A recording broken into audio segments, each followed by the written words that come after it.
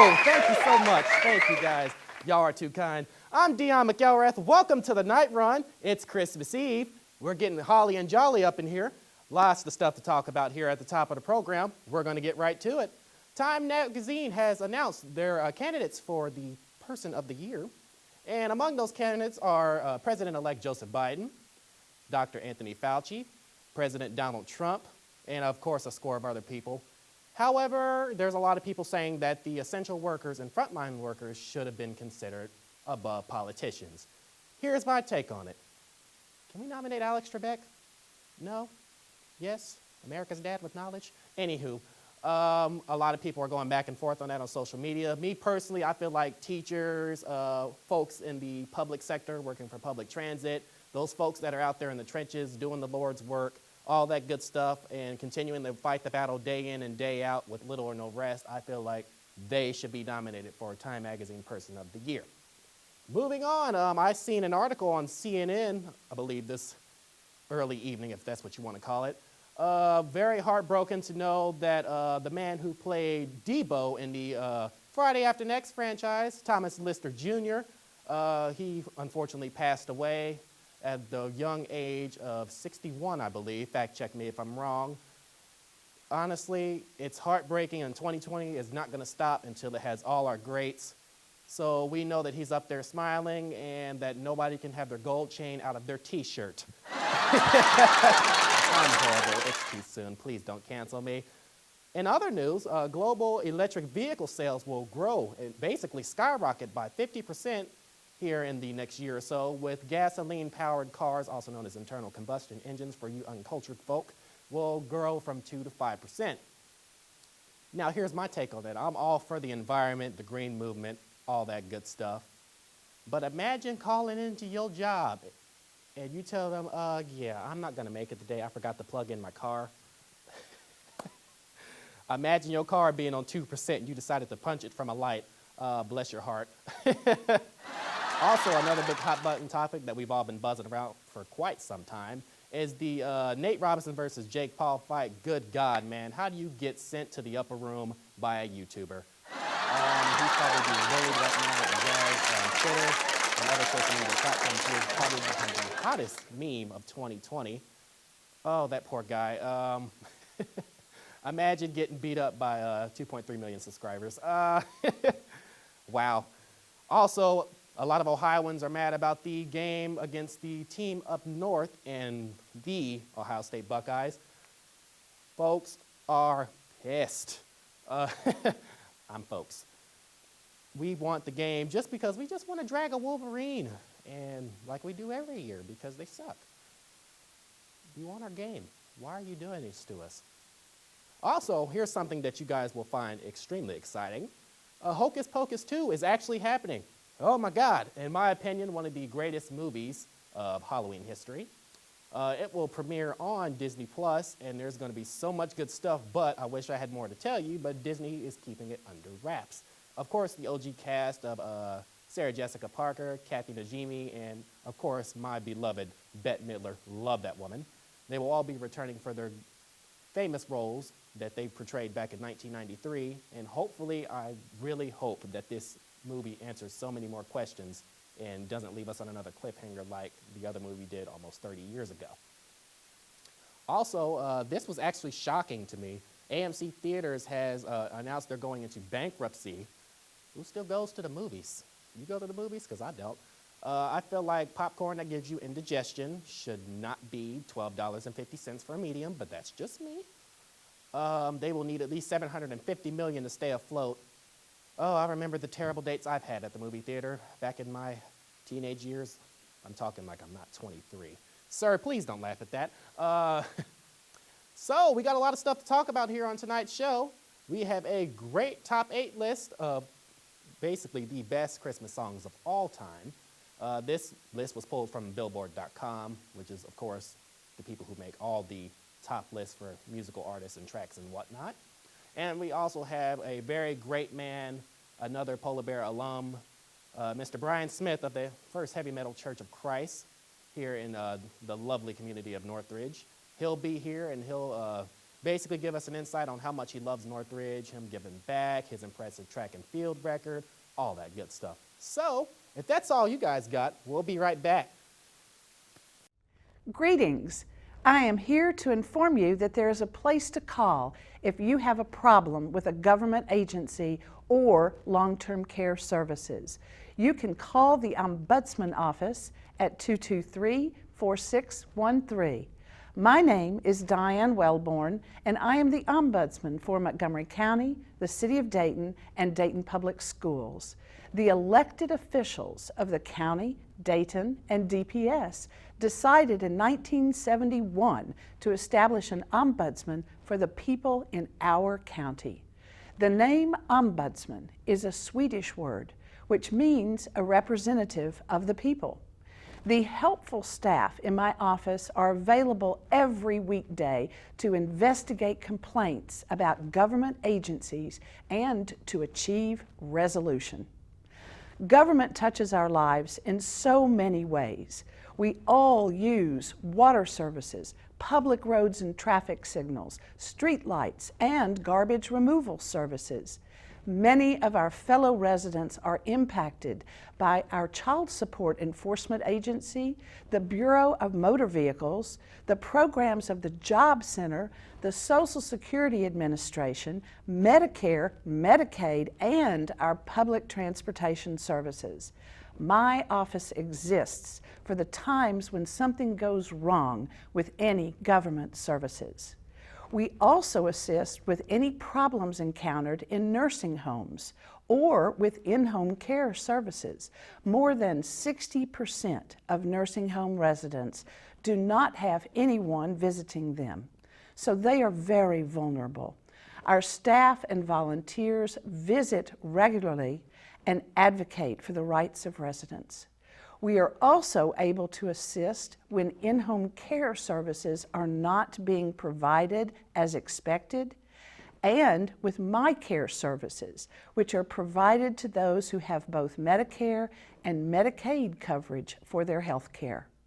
If you are experiencing a problem, please give us the opportunity to assist.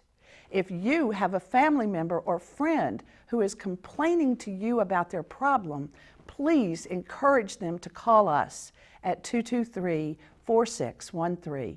We are there to help.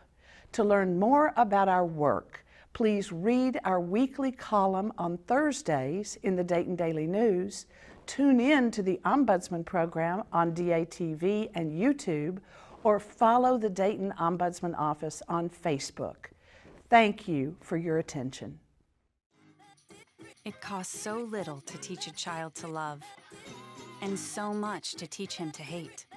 These simple but profound words from our founder have been guiding Boys Town in our work with kids and families for over a century. Today, the ideals of equality and respect are at the core of each parenting strategy you'll find at boystown.org/parenting. Whether you're a parent, grandparent, or guardian of a toddler, teen, or someone in between, we've got parenting guides, articles, videos, tools, and quick tips on a variety of subjects, all developed with love by Boys Town's experts. Teach me respect. Teach me patience. Teach me kindness. Teach me love. Visit boystown.org/magnet today to receive your Teach Love Magnet. It's a great reminder that the change we want to see in our world begins at home, and Boys Town is there to help along the way. Hello, my name is Brenda Moore, and I am the Vice Chairwoman of the Northwest Party Board.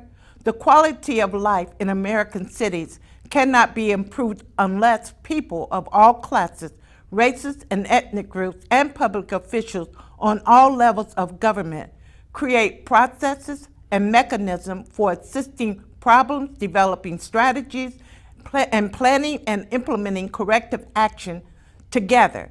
There are several specific assumptions behind citizen participation in the Northwest Party Board area.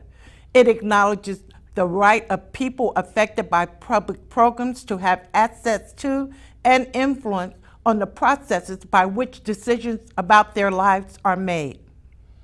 Hello, I'm David Greer, and I'm chairman of the Northwest Priority Board. It accepts that many of the best intentioned officials and technicians are often, by their training, experiences, and lifestyles, unfamiliar with the problems and aspirations of Northwest Quadrant residents. Therefore, residents' participation can result in more effective planning and programs for residents of the area. It recognizes that the process of participation makes it possible for those citizens formerly outside the system to learn how it functions and how to make it possible for residents to strengthen their skills and to develop the kind of new skills needed for effective citizen engagement. We accept these assumptions and hereby dedicate ourselves to the task of improving the quality of our neighborhoods and the lives of those who live within the Northwest Priority Board area of Dayton, Ohio.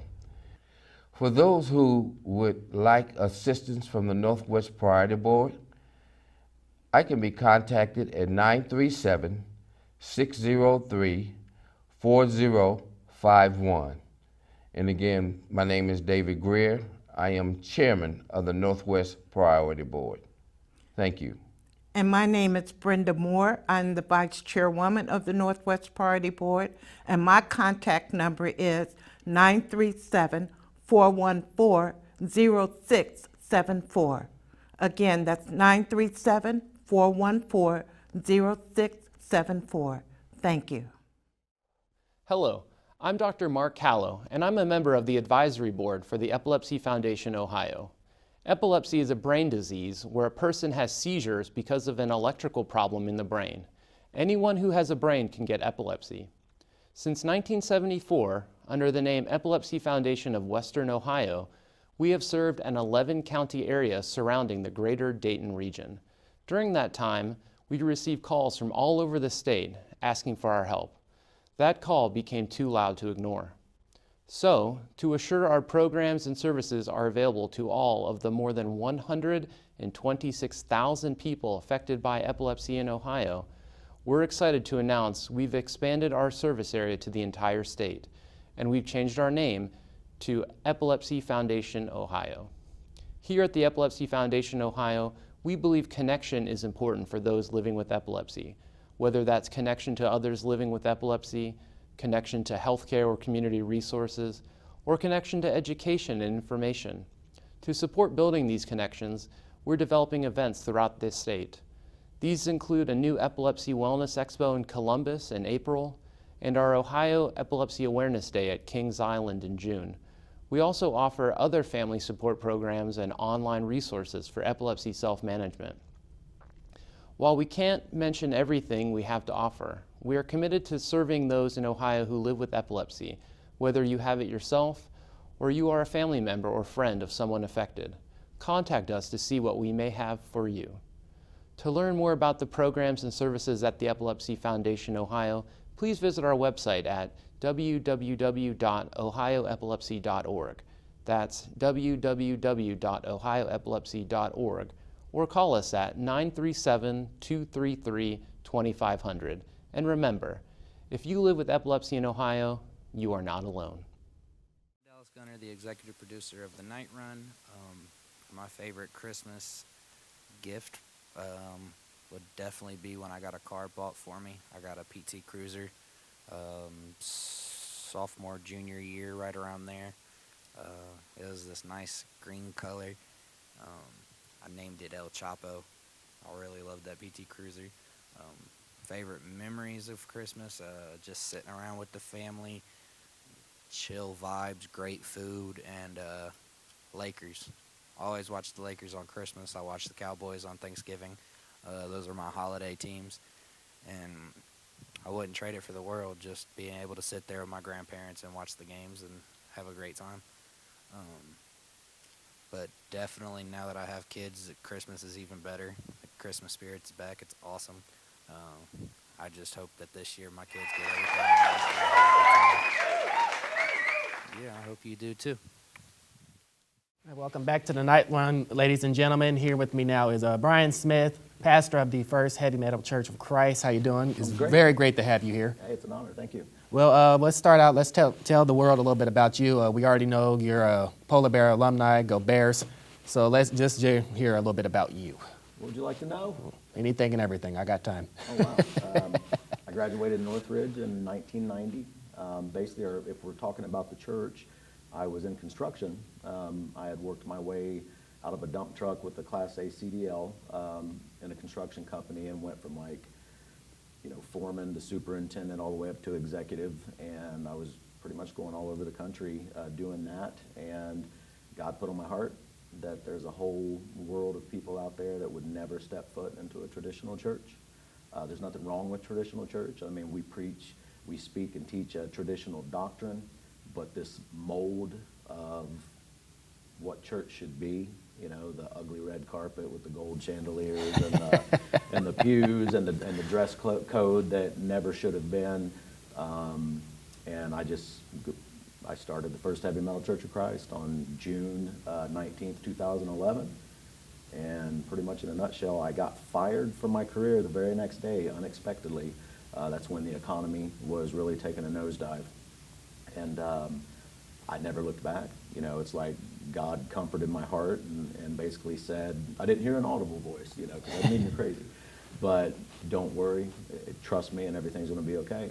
And then by the time my unemployment ran out a year later, the church was doing well enough to at least pay my basic bills. And then by the time the house was getting ready to go into foreclose, the church was doing well enough to save the house. And I've never looked back. It's a little bit over 9.5 years old. And it's really, except for substitute bus driving for Northridge because they needed the help, I still have that CDL. I've not had to do anything else but be the evangelist and spread the gospel. That's all right. So how do you feel when it comes to Northridge? Where does Northridge sit in your heart? We all got different opinions. Ask any different polar bear, our answers vary. But where does Northridge sit in your heart? Where did your love for the Ridge come from? I never could have had the successes that I had, whether it be in school or anything else, had it not been for Northridge. I went to Northridge for half a year at Timber Lane when I was in first grade, and then went to Huber Heights after that. I was scared at Huber Heights. I can remember where a few teachers did not, treat me very well, and luckily we moved back to Northridge in third grade. And then I stayed all the way up until graduation. And Northridge was everything that I ever needed. It wasn't too big, it wasn't too small. It was small enough to where in high school I knew every person in that school. 9th grade on, I think there was maybe, 900 to 1,000 kids there. And I mean, I soaked it up for everything I could. I was track and cross country. I was actually a polar bear mascot my senior year. Class president my junior and senior year. Class clown, that's what I really loved to be, was the class clown. And the teachers, just everything, they really cared. I have so many beautiful stories about friends and the faculty and even the neighborhood I grew up in. And then I took off after that. I did 1 year at Heidelberg University in Tiffin, Ohio, and discovered quickly, college just wasn't for me. So then I just began that quest, what am I going to do for the rest of my life type deal. I love being outdoors, so driving was always the greatest choice. So I went to trucking school in Salt Lake City, Utah, and then started my trek in construction. So when I had come back, I'd lived in Utah for 3 years. And then when I came back and I hired in at this small company in July of 2000, I saw Northridge again, and I couldn't believe my eyes. In just 10 years, it's like it changed. It's like here all the adult entertainment places started coming in, and then all of a sudden I hear, we've got a drug problem, and we've got all this kind of stuff. So once the church started, we actually started at a Union, Ohio VFW, stayed there for 6 months, and then went to Jackass Flats in Huber Heights. It's called Rip Rap Roadhouse now. We were there for 2 years and 7 months. Pretty much all of that time was standing room only. And they were going through some legal issues with the owners.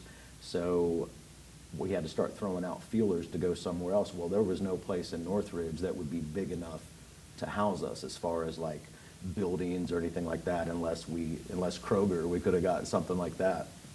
And somebody said, hey man, you need to go speak with Dave Jackson, the superintendent. You know, he's a Christian and he goes to Vandalia First Baptist.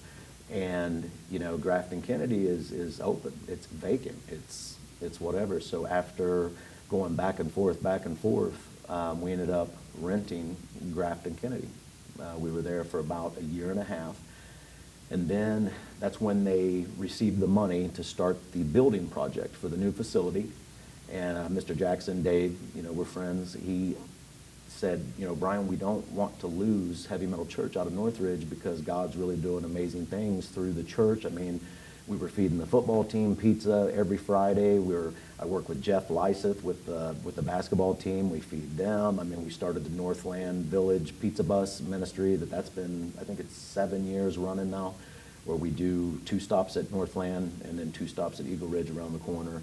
Give the kids a plate of pizza with a juice, Twizzler, and a chip, you know, bag of chips. And he goes, we don't want to lose you from Northridge, but unfortunately we got to reclaim this building.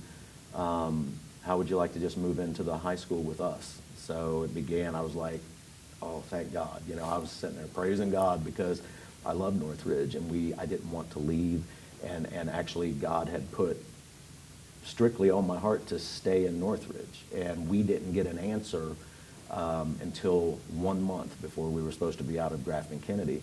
And even people, the congregation was like, what are we going to do? What are we going to do? You know, I was like, God told me to stay in Northridge, so even if we have to go to a different parking lot every Sunday or whatever we've got to do, you know, the church are the people, not the building. So you can be the church in a parking lot, you can be the church over at Triangle Park. I didn't care. I was holding my guns because I knew we were not supposed to leave Northridge. And like 30 days to the day that we were supposed to be packed up and loaded out of Grafton, that's when we got the approval to move into the high school. Now it's the old high school, and we've been there ever since. So we love it. We have no plans on ever getting our own building because when a church has its own building, it becomes building-minded, you know, like inward, where you have to worry about the roof, leaky pipes, somebody vacuuming the carpet, and plus it's expensive. You know, you have all the utilities to pay. The bulk of our money at this church goes back to the community, which is Northridge, and we get to do some amazing things because we don't have to worry about these big overhead bills to stay going. So you can focus on your mission. Focus on the mission, and that is to love Northridge. So let's talk about your impressive records that you set in high school for track and field. Oh, going there. Yeah. Let's see. In 1989, we were the SWBL, well, league champions 4 years in a row. Alex Keachel and I at that time were the only 4 in a row SWBL champs. You know, we won it every year, our team, for 4 years. And then in 1989, we were part of the boys' AA 2-mile relay state champion. So we still hold that record to this day. It will, it's not going to get beat. Let's just put it that way. 'Cause I think it was like 7:55 or something like that. That's just mind-blowing to me. It's crazy, and we were just all running on all cylinders that day, and we became state champions, but that's really not what I'm most proud of. The senior year, my senior year, we only got 3rd place, but I ran a 1:52.6 half mile, and that's nuts. I mean, that's crazy. And I was in like 9th, I was anchorman, was in like 9th place when I got the baton, and I just took off and caught everybody. I was in 1st place by the 1st lap. And then I think it was Graham and one other school. They didn't run anywhere near a 1:52, but by the time we got to the last 200, I ran out of gas and I didn't have enough kick left, so we ended up getting 3rd. But 1:52.6 in 1990 was like, that's insane. 4 seconds off the Olympic qualifying time. And then I also hold the quarter-mile record at 49.4, and they're still over there at Northridge at the stadium, so good times. That is absolutely insane. Oh, track was my life. I mean, Northridge gave me everything that I needed. I loved it. I mean, it was home to me, and it still is. I mean, you know, I live in Union now outside of Inglewood, and the only reason I live there is because at the time, the construction company I worked for was only 5 miles down the road. like that. So it's convenient. Yeah, it's convenient, right? So I've been at my home now for 13 years, but I spend more time in Northridge because that's where our ministry is located. That's where we park the bus. I mean, I'm always, before this coronavirus, come out, I mean, I'm the mascot. I mean, our church bought a polar bear costume, and I'm mascotting again. And it started bringing back school spirit. It really did. Even some of the teachers were coming up saying, there's more kids now coming to the events because they want to see the polar bear. And it was just really going great. I mean, from feeding the football team, the basketball team, we do that annual Love Northridge event to go out and clean up nuisance properties.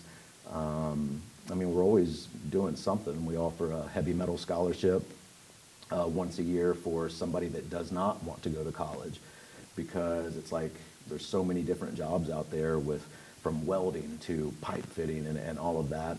And so that scholarship is for an individual like that. And we just, anything and everything about Northridge, that's what we're about. I think I can share the same sentiment with you that Northridge is home. You really can't quite put your finger on it, but there's just something about that small little community and in that tiny border. When you know everybody, everybody knows you. The teacher had your older sibling and the sibling before that, and they know your entire family. I don't know, and I've been to quite a few schools before I came back to Northridge in 6th grade, but I went to Dayton Public, completely different feel, completely. Oh, okay. I felt more like a number. So when I came back to Northridge in 6th grade, it felt like, huge sigh of relief. I'm home. Right. I'm finally home. Honestly, you can't duplicate what Northridge had. You can't. You just can't put a finger on it. You can't put it in writing just what the recipe is, but Northridge is home regardless. We come from different backgrounds and we all have different stories, but when it boils down to it, prime example, the tornadoes, Yes. None of that matters. Not at all. And that's one thing I will always cherish for the rest of my life, that I belong to a school district and a community that has that kind of community spirit, regardless of where you come from. Yep. It is just home. And you're speaking the truth because, I got custody of my daughter. My daughter's 26 now. And I've got a little grandmuffin now. She just turned 2. Oh. And my daughter just got out of the Air Force, her and her husband. They moved back from New Mexico. And my daughter went to Northmont. I got custody when she was 13. And it's a total difference because I think she had like 1,000 kids in her class. And she was a number, where I couldn't wait to go back to our class reunions and stuff. Since I was class president, I ran them. And it's like seeing all of my old friends and everything.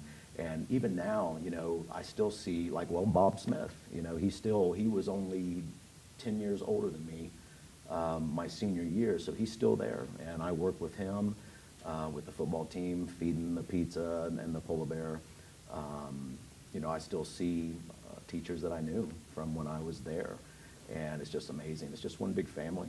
It's like taking a step back in time, is, if you will. absolutely. It just brings a certain type of energy that you really can't give it a name. You can't describe it. It just brings back so much nostalgia. Yep. So how do you feel now with the new high school? That it's a whole new turning page for Northridge local schools, but do you feel a bit of nostalgia? Can you feel the spirit of SBDMS there now?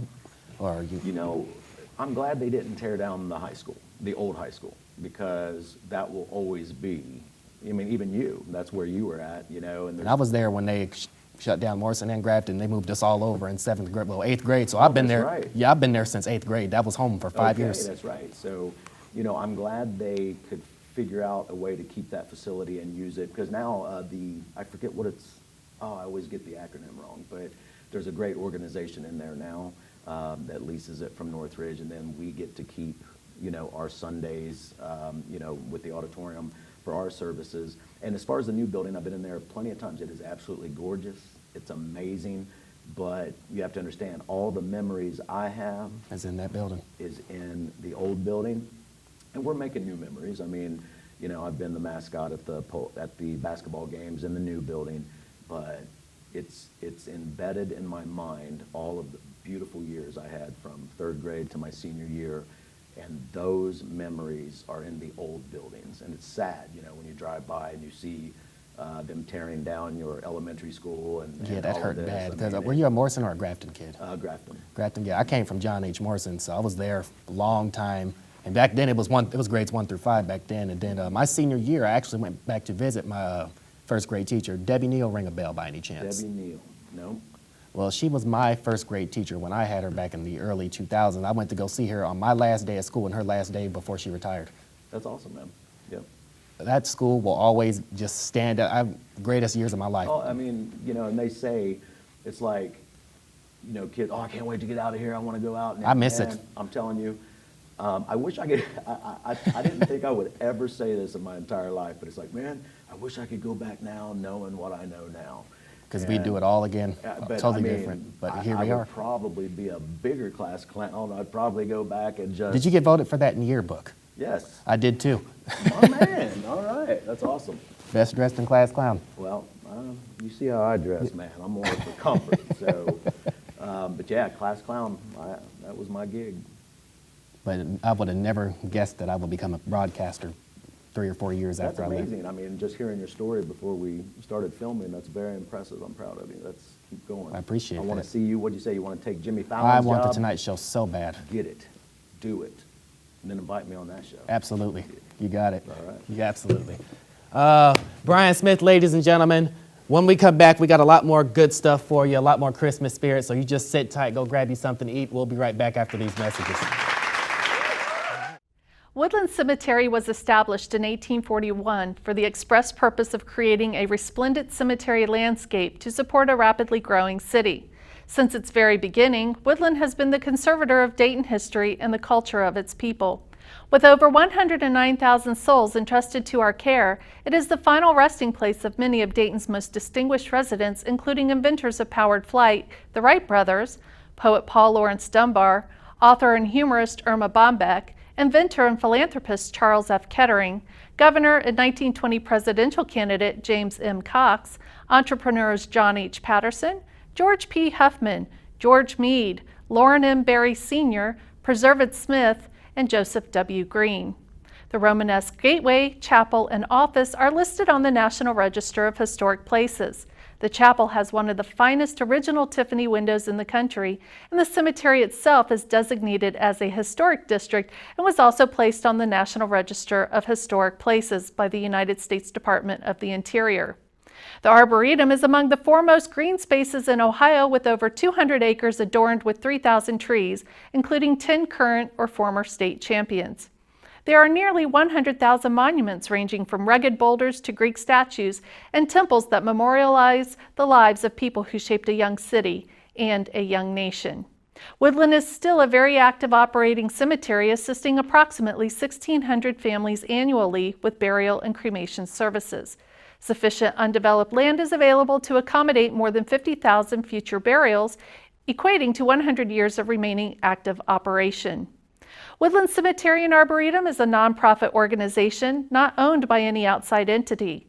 Our mission is to commemorate the dead entrusted to our service with care, dignity, and understanding, comfort the bereaved in a tranquil, beautiful, natural landscape, preserve the heritage and wonder of Woodland, and history of Dayton in perpetuity.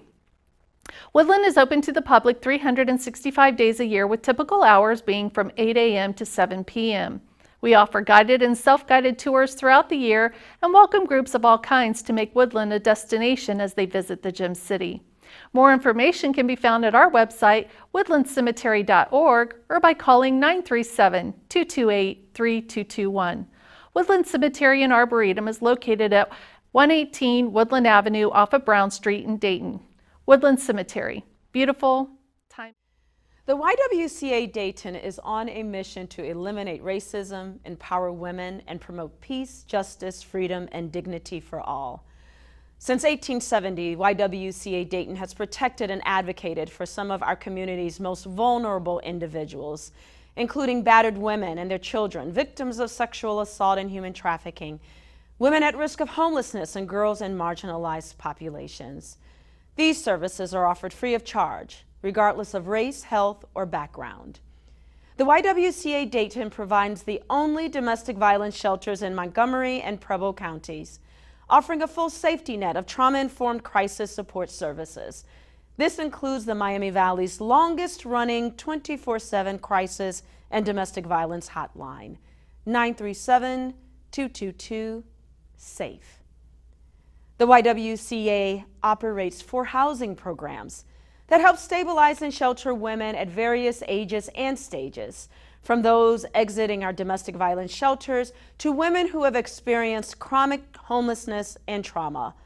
All of our housing programs provide wraparound support to strengthen life skills, secure employment, and develop a network of supportive and empowering relationships. Likewise, we host a signature youth development program called Girls Lead, which encourages, motivates, and empowers all girls to develop holistically with strength, courage, and wisdom. Likewise, it offers a safe place for girls to express themselves, instills a love of learning, and helps counter stereotypes that build skills and self-confidence for healthy, successful futures. In 1893, the YWCA Dayton became the first YWCA in the United States to open a branch for African American women and girls, and this marked the start of more than a century of work for racial justice and equality, with a particular focus on the intersections of race, gender, and poverty within our own community. Today, we advocate for public policy and legislation that supports racial and social justice and elevates these tough but necessary conversations. At our core, our mission is simple: to preserve and restore the dignity of all women and children. To learn more about our critical work, please visit us at ywcadayton.org. Hi, I'm Kim Jarvis. I'm president and owner of On Purpose Academy and Mentoring Center.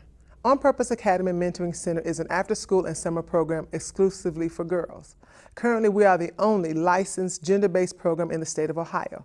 Our mission is to elevate and inspire girls to be goal-oriented, purposeful, resilient, confident, and college-ready. Since 2015, we have served girls in grades K through 8 from various public and charter schools in Montgomery County. In addition to homework assistance and tutoring, we offer various extended learning opportunities in art, computer coding, hip-hop dance, sewing, cooking, and college and career readiness. Often we take field trips to special events or speakers visit us from various disciplines in the community. What sets On Purpose Academy apart is our approach to each girl's overall development through mentoring. Mentoring is a cornerstone of our program. Each girl is paired with a mentor that most aligns with her goals, hobbies, and aspirations for the future. Girls in grades K through 4th receive a peer mentor and meet every Friday. If she is in the grades 5th through 8th, she has a mentor from the community. Mentors agree to meet with their mentee at least one day a week for 1 hour. Our teachers or our mentors are not only highly qualified, but possess a tremendous passion to see girls succeed while having fun in the process. When you register your daughter to attend On Purpose Academy Mentoring Center, you can be assured she will receive amazing learning experiences. We also provide a hot meal and snack daily. To accommodate our hardworking parents, we accept Title 20 just like daycare centers. Give us a call at 937-673-6988 for a private tour. Invest in a girl and she will do the rest. Timeless and still available. Welcome back to the festivities, ladies and gentlemen. As you can see, we decorated the set for the night run. Of course, we're a low-budget production, so we emerged at low-budget stores. I feel like I'm pretty festive right now. Very festive. Merry Chrysler. Before I get into tonight's top 8 list, I just want to basically delve into some memories I have of Christmas. Christmas does have a very special meaning to me. I come from a family that's not very materialistic, but you know, Christmas gift, what kid doesn't love toys and stuff? So my favorite Christmas memory would be, I can't remember how old I was, I want to say 7. I had a very great Christmas. It snowed heavily that day. It was perfect. I want to say it was 2000, I don't think I was 7. Probably around like 2003, 2004, maybe. 2005 is pushing it. But it snowed heavily that year, and me being in elementary school, much smaller and younger than I am now, had a very great Christmas. I got one of my favorite toys back then. I had a huge dump truck. It was a Tonka dump truck, and it was bright yellow with a red handle, and I loved that thing. I used to like to play and get dirty. I still somewhat do to this day. But I got a Tonka dump truck, and then I got this vintage Tonka car carrying truck with a trailer attached to it that had an actual working ramp. It was the coolest thing ever. And then I had a Tonka truck that had a steam shovel mounted to it. So I got these 3 trucks. On top of that, I was a huge Thomas the Tank Engine fan growing up, so I got this train set, and I believe it was an adventure set. I know they don't make them anymore, but it was the hottest toy out there for kids who loved Thomas the Tank Engine, and I wanted it. So Christmas morning comes, I run downstairs, fall down half of them, so technically ran through half, fell down half, and these were wooden stairs, so I was kind of sore, but I didn't care. It was Chrysler. And I just remember tearing open the gift, and there was batteries, and there was train tracks, and I snapped that stuff together so fast, and I probably played with that stuff all day. That was by far the greatest Christmas I've ever had. On top of, my late grandfather Lewis visiting and just brightening up the room and giving us gifts and all that stuff, that really did hit home for me. Christmas always was a time that he enjoyed too. So to me, Christmas is all about family.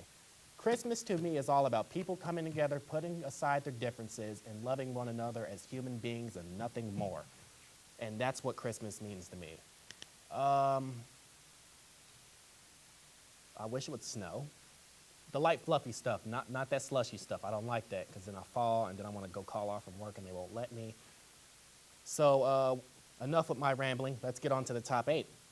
So again, today's top 8, the source was billboardmagazine.com, and we are looking at the top 8 Merry Christmas Chrysler songs of all time.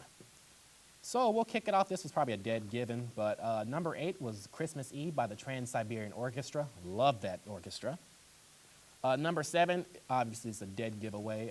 It's The Most Wonderful Time of the Year by Andy Williams. I feel like that should have been closer to number 1, because you hear that song, you instantly think Christmas.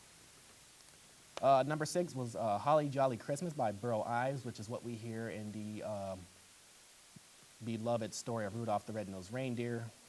I have not watched that yet this year. If y'all know when it airs, let me know. Number 5 was Feliz Navidad, Feliz Navidad for all you uncultured folk by Jose Feliciano. Number 4 was Jingle Bell Rock by Bobby Helms. That is synonymous with Christmas. Funny story about that song.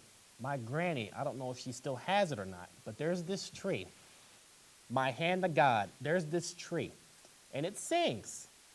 And it sings that particular song, and it used to scare the hell out of me because it moved and danced. It moved and danced, and oh my God, it still scared me in my teenage years because it just caught me off guard. But as I was a kid, I used to bear crawl on the floor to not be motion detected by that tree, and it starts singing because it used to drive me up the wall.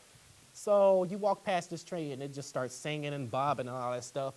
And it's this small little tree, about yay high, about this shape, and it would sit on a table right next to the hallway in her apartment. So it would sit about right here.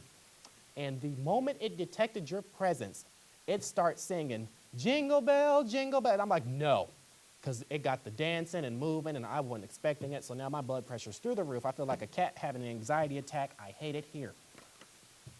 So number 3 will be the Christmas song by Nat King Cole. I love that song. Number 2 will be Rocking Around the Christmas Tree by Brenda Lee. And the number 1 Christmas song that makes me want to hurry up and speed past Christmas because I'm tired of hearing it is All I Want for Christmas Is You by Mariah Carey. I'm over it. All I want for Christmas is to never hear that song again after Christmas Day, ever. So tired of it. Some honorable mentions that I think should have been on the list would be The Christmas Waltz by Frank Sinatra. I love that one. I know there has to be people out there that love it too.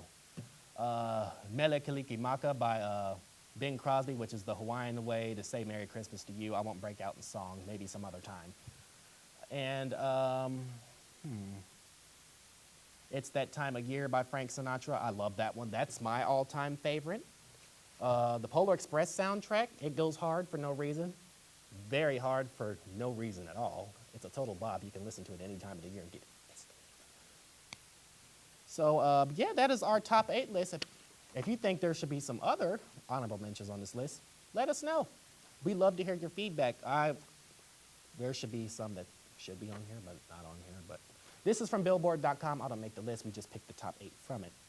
So when we come back, we'll have Brian Smith from the First Heavy Metal Church of Christ here at the desk, and we'll delve into his story, and he'll tell us how much he's given back to the community, how much he loves Northridge. The man is an absolute saint. I highly encourage you to come on right back. We'll be right back.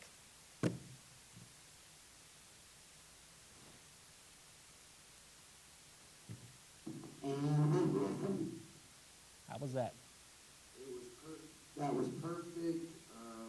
After the commercial, or after the interview, you're coming back from commercial, so be like, that was a great, and we're back, that was a great interview, thank you to my guest. And for today's Mary Chrysler episode, we got a special second version of the top 8 Xmas movies, blah, blah, blah, blah. And then just thank motherfuckers. It didn't have like a very very soppy message or whatever. Very, like, I thank all of my viewers, blah, blah, blah, thank you for keeping it funky, thank you for being on this night run with me, yada, yada, yada. Did you find the script for the next episode? Yeah. Okay. And you seen the Ask the Host segment, right? Is that on the next episode? I think it is. So you can either choose, whatever's easier for you, you can either choose between the Ask the Host, New Year's Eve edition, or you can do dad jokes. I feel like we should come back from in season 2 and just pow, dad jokes. Yeah, I feel like we end the season with dad jokes. Because the Ask the Host, we just did that. We ain't done dad jokes in like 2-3 months. You sure haven't. You feel me? Okay. That's the one way to end New Year's Eve. Be like, hey. Because that is a very popular segment. Exactly. We're going to give the people what they want in 2020. We're not going to be the other dickheads in 2020. 2020 was a dickhead, not 2020. 2-0. All right.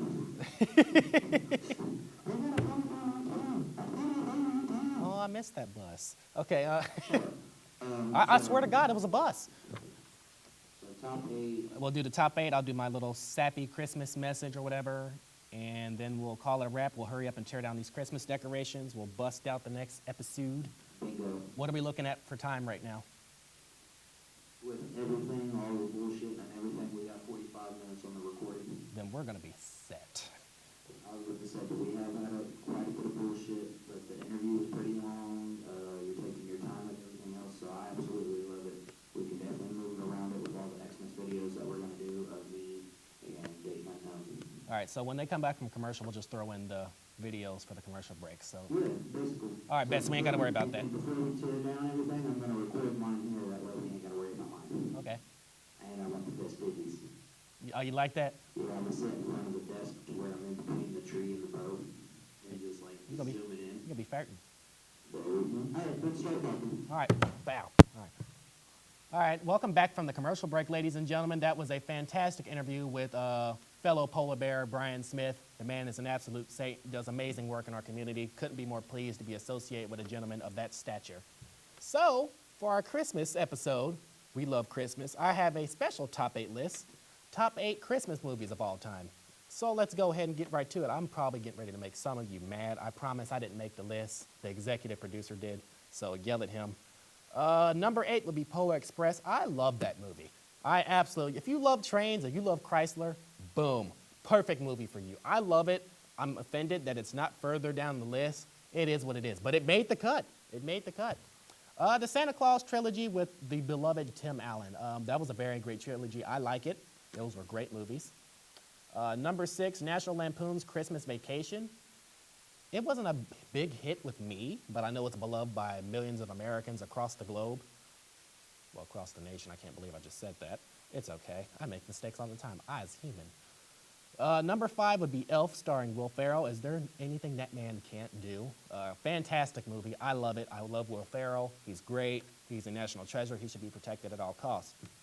Number 4 would be the beloved Frosty the Snowman. And we've all been watching that for generation after generation, so it's a God-given right that it should be on the list.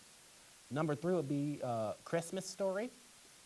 I'm trying to picture that movie, because I know the movie, I just can't picture it in my mind, and I feel very, very unhappy with myself for not being able to picture that story in my mind. Number 2 would be The Grinch with Jim Carrey. Absolute banger. And the number 1 top Christmas movie of all time is the one, the only, Rudolph the Red-Nosed Reindeer. I have no idea how old that movie is. I think it was like the late 60s with the, I don't know. All right, so that brings our festivities right down to an end. So it's time I did what most television hosts would do during the Christmas season and poured their hearts out on national television and give you guys some type of inspiration message, so I'll try my best. I'm still new at this. Christmas is a little bit different this year, as you know. We have a monster amongst our population. We have been cooped up in our houses, uncertain about what the future may hold for us. But as I always say, the most darkest clouds in the sky always have a very brilliant silver lining. Yes, things are a little bit chaotic right now. Yes, 2020 has been an absolute nightmare for all of us, directed by Quentin Tarantino and Steven Spielberg with graphics by Michael Bay. Yes, it's been stressful. This has probably been the most chaotic year of my life thus far, and I'm only 23, so that says a lot. But do not let the Christmas spirit die. If it's one thing that a pandemic, the economy, world politics, or whatever that's going on in this big rock we call home, it's the Christmas spirit. Never dies. Christmas is a very special time to cherish our loved ones, although this year we have to do it from afar in order to protect our loved ones. And while we may not be able to celebrate the way we want, Christmas is always here. Christmas will never leave your heart as long as you don't let it. To me, Christmas is about family. I'm a family man. My family is everything, and I know family is everything to you. Cherish your loved ones, because we're not always guaranteed we'll have them forever. Be happy. Do something kind for someone. Make a difference in someone's life. It doesn't have to be monumental, but it costs you $0.00 to perform a small act of kindness that can completely turn around someone's life.